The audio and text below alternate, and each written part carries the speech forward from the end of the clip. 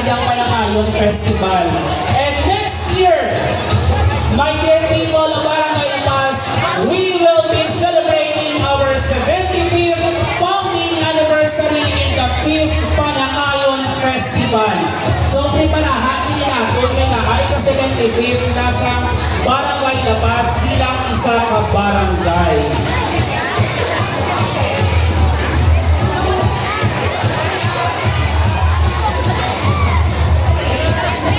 So we will be having our mass dance.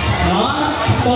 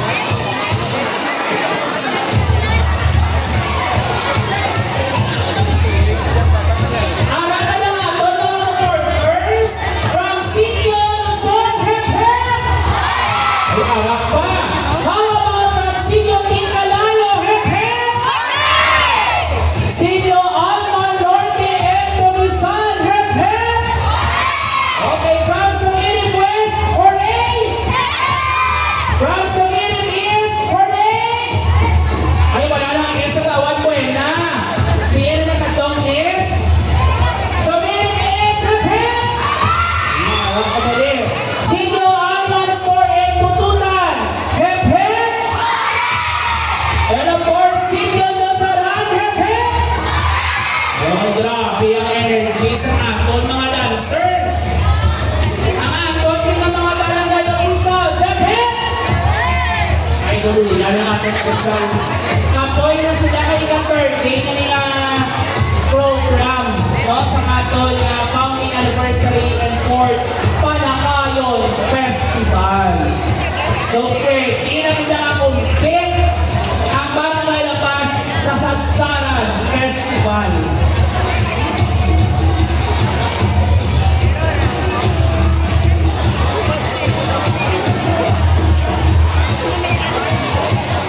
Okay, operator, ready ng aton yung music.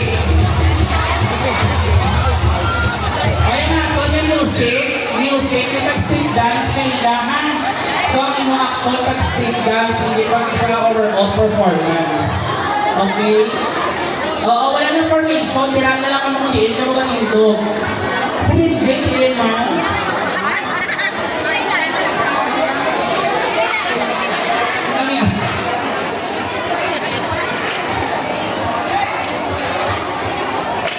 Okay, ladies and gentlemen, our competing group for the street dancing competition on their mass dance.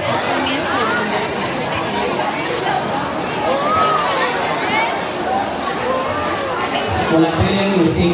So sa liwag, in behalf sa atong barangay council, headed by punong barangay ni Rolly Ortiz, gusto natin pasalamatan ang tanan ng mga ginikanan, mga sponsors na nag-extend isang ila help na mga organizing street dancing competition. So without your all-out support, this program will not be successful. So sa costume pa lang makita, nagiging preparahan nila, no?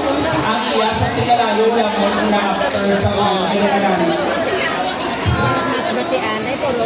Ito ka namin sa costume sa tigalayo. Buhay kasi gusto mo lamon ng costume sa competing group number 2.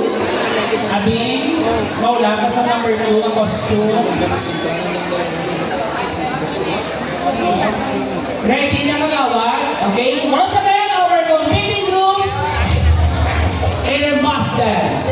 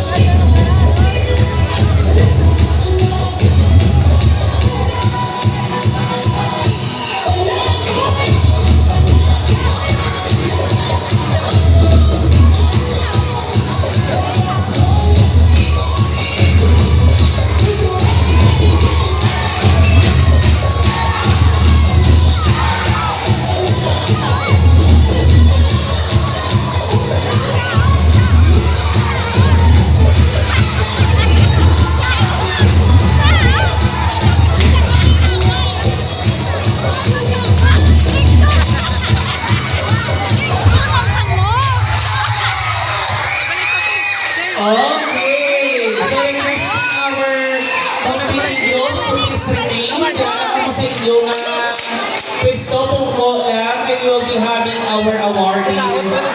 But before that, this street dancing competition will not be complete.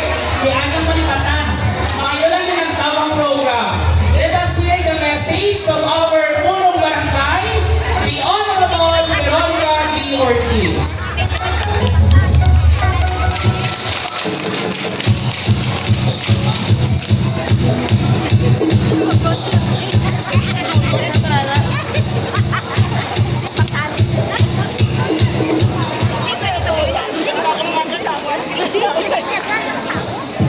Hello. Thank you, Mr. Ed. Of course, sa members sa Konseho sa Barangay, with also the Konseho sa Sangguniang Kabataan.